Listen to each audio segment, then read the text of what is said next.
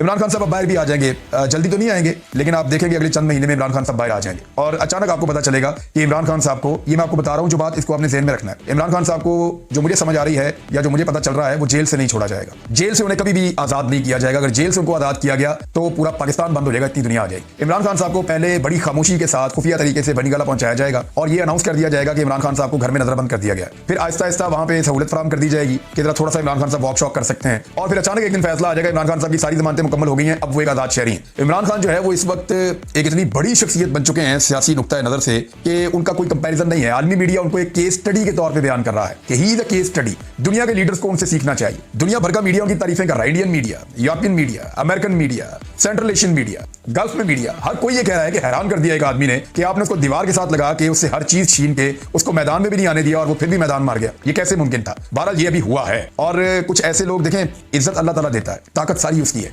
जीत और हार भी मेरे मालिक की। जहांगीर तरीन क्या कहा करता था? वो ये कहता था ना, मैंने इमरान खान को वज़ीर आज़म बनाया। क्या कहा करता था? परवेज खटक भी यही कहते थे कि इमरान खान को जो बनाया मैंने बनाया, मेरी वजह से। वो जितने लोग ये क्लेम करते थे इमरान खान मेरी वजह से है, वो सारे अपनी जमानतें जब्त करवा रहे थे। वो सारे बेचारे इलेक्शन ही नहीं जीत पाए। जहांगीर तरीन अपने दोनों इलेक्शन हार गए, इमरान खान के वर्करों ने उड़ा के मारा। परवेज खटक साहब के साथ क्या हुआ? पूरे पूरे खानदान इनके इलेक्शन हार गए। तमाम सहूलतकारी इनको की गई इलेक्शन कमीशन की जानिब से, इंतजामिया की जानिब से, इसको पकड़ उसको पकड़। वो औरत रो रही है बेचारी कि मुझे अपने घर में बंद करके मारा इन्होंने, मेरे भाई को बहुत मारा और मुझे छोड़ा ही नहीं, इन्होंने मेरे से वीडियो बनवाई जबरदस्ती भाई को मार मार के, वो ये क्लेम कर रही है। अब इस तरह के लोग जो है वो इबरतनाक शिकस्तें दो चार हुए हैं। तो इज्जत, ताकत, कामयाबी, जीत सारी अल्लाह ताला की है, इंसानों का कुछ नहीं है। इसलिए मैंने लोगों से कहा था, मैंने अर्ज किया था कि आप लोग निकले और वोट डालें और अल्लाह पे छोड़े हार और जीत। आप जीत गए हैं, आपको दिखाई दे रहा है। अगर आप हार जाते तो अब तक पाकिस्तान में हुकूमत बन गई होती। आप जीत गए हैं, आपके डाले हुए वोट रिजल्ट के रास्ते में रुकावट बन गए हैं। अभी तक मैनेज नहीं कर पाए, गिनती सीधी नहीं हो रही, इतने वोट आपने डाल दिए हैं, इतने वोट आपने डाल दिए कि गिनती नहीं हो पा रही उनसे। यानी गिनती जहां खत्म हो जाती है वहां से आपके वोट शुरू होते हैं। ये किया पाकिस्तानियों ने बहुत बड़ा प्रैंक तो बेचारे हमारे एंकर्स के साथ कर दी। वो जो माइक लेके बाहर फिरते थे नवाज शरीफ वाले एंकर, वो मीडिया के लोगों से पूछते थे और कोशिश करते थे वो वाला लगाएं जिसमें या तो नवाज शरीफ जीत रहा है या वो लगाएं जिसमें लोग के हमने वोट ही नहीं डालना।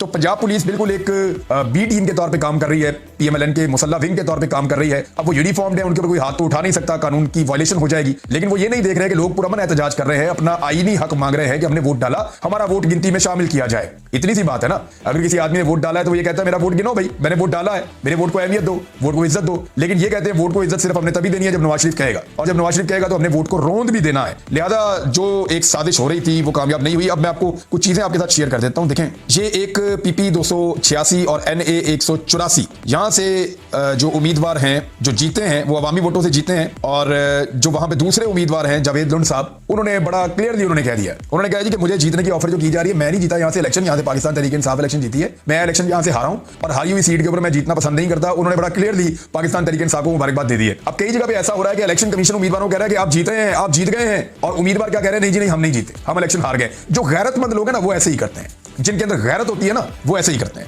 मिसाल के तौर पे आपको और देता हूं मैं, मलक हमीद अकबर साहब हैं, PP3, ये नून लीग से इनका ताल्लुक है और इनको 31,000 से ज्यादा कुछ वोट पड़ा है। इन्होंने अपना एक बयान जारी किया, इन्होंने कहा जी कि मेरे नाम से एक दरख्वास्त डाल दी गई, यानी मेरे नाम से एक दरख्वास्त डाल दी गई इलेक्शन कमीशन में कि मैं इलेक्शन नहीं हारा। तो भाई मैं वो दरख्वास्त वापस डाल दी गई का मतलब यह है कि मैंने नहीं डाली, इलेक्शन कमीशन में खुद ही वो दरख्वास्त पहुंच गई है। वो कैसे पहुंची है आइडिया नहीं है, उन्होंने ये नहीं बताया, लेकिन उन्होंने ये कहा कि मेरे नाम से एक दरख्वास्त डाल दी गई है। वो डाली तो मैंने नहीं, लेकिन मैंने वापस ले ली है, क्योंकि मैंने इसी अवाम के पास बार बार जाना है। उन्होंने अवाम को मुबारकबाद दी, पाकिस्तान तहरीक इंसाफ को उन्होंने कहा जी वो जीत गए हैं, और सैयद एजाज हुसैन बुखारी साहब को उन्होंने कहा जी मैं मुबारकबाद देता हूं, वो यहां से विनिंग कैंडिडेट हैं। तो मुझे जेब नहीं देता कि मैं हारने के बाद भी जाकर एक सीट के लिए अपनी शख्सियत को इतना गिरा दूं। मुफ्ती कफायतुल्लाह फजलुर रहमान साहब की जमात से इनका ताल्लुक है, मेरा इनके साथ बड़ा फड्डा भी हुआ एक दफा, बड़ा शदीद नौयत का, ये नाराज होकर भी चले गए मेरे पास से एक दिन, लेकिन इन्होंने भी मर्दानगी का सबूत दिया है और गैरत का सबूत दिया है। इन्होंने अपनी शिकस्त तस्लीम की और मुफ्ती कफायतुल्लाह साहब ने नवाज शरीफ को मशवरा दिया कि आप भी मानसेरा से अपनी शिकस्त तस्लीम करें। शहजादा गुस्तासब उनके बाद उन्होंने कहा वो जीत गए हैं और आप हार गए हैं, मियां साहब हार तस्लीम करें। महमूद खान अचकजई उन्होंने कहा जी मैं इलेक्शन हार गया हूं, पाकिस्तान तहरीक इंसाफ वहां से इलेक्शन जीती है।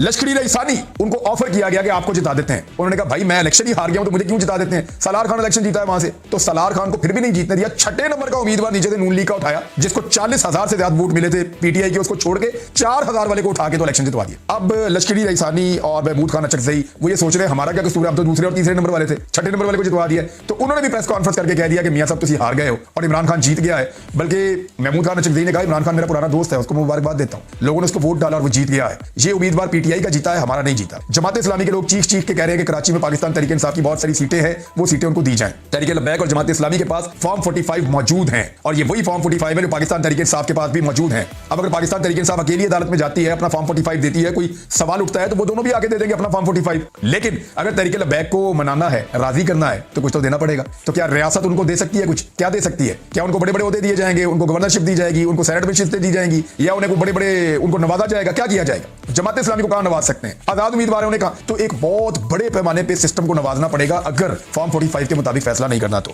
एक अच्छी खबर जो है वो मेजर ताहिर सादिक साहब के लिए और उनकी साहबजादी के लिए है कि उनकी जो दरखास्त है वो मंजूर हो गई और इलेक्शन कमीशन ऑफ पाकिस्तान ने कहा कि उनकी दरखास्त को मंजूर करते हुए ये कहा कि ठीक है, इनका जो नतीजा है फॉर्म 47 का वो कलअदम हो गया फिलहाल के लिए, और ये कहा गया है कि 45 जो फॉर्म है उसके मुताबिक नतीजा दिया जाए। अब देखते हैं कि फॉर्म 45 जो असल इस वक्त मेजर साहब के पास और उनकी बेटी के पास मौजूद है, दोनों एमएनए के उम्मीदवार हैं, उनके ऊपर फैसला होता है या कोई नए फॉर्म 45 बना लिए जाते हैं। क्योंकि अब मार्केट में कुछ ऐसी वीडियो गर्दिश कर रही है कि एक ही ग्रीन कलर के कारपेट के ऊपर बैठ के बहुत सारे ग्रीन एरिया में बैठे हुए हैं, बहुत सारे जो रिटर्निंग ऑफिसर्स हैं उनके वीडियो सामने आई हैं जो वहां बैठ के अपने फॉर्म 45 तैयार कर रहे हैं। फॉर्म 45 वो फॉर्म है जो इलेक्शन वाले दिन, इलेक्शन का टाइम मुकम्मल होने के बाद, वहीं पे गिनती करने के बाद तमाम लोगों की मौजूदगी में रिटर्निंग ऑफिसर वहीं पे तैयार करता है, उसके ऊपर अपने साइन भी करता है और बाकी जो पोलिंग एजेंट मौजूद होते हैं उनके साइन भी लेता है। ये पेपर तमाम सियासी जमातों के पोलिंग एजेंट्स की मौजूदगी में रिटर्निंग ऑफिसर वहीं पे सबके सामने साइन करता है। अब ये अलग बैठ के किसी एक जगह के ऊपर साइन कर रहे हैं और वीडियोस बना के वहां से भी वायरल हो गई हैं। तो फॉर्म 45 जो दोबारा बनाए जा रहे हैं या बनवाए जा रहे हैं, ये सिर्फ इसलिए बनाए और बनवाए जा रहे हैं ताकि नए फॉर्म 45 को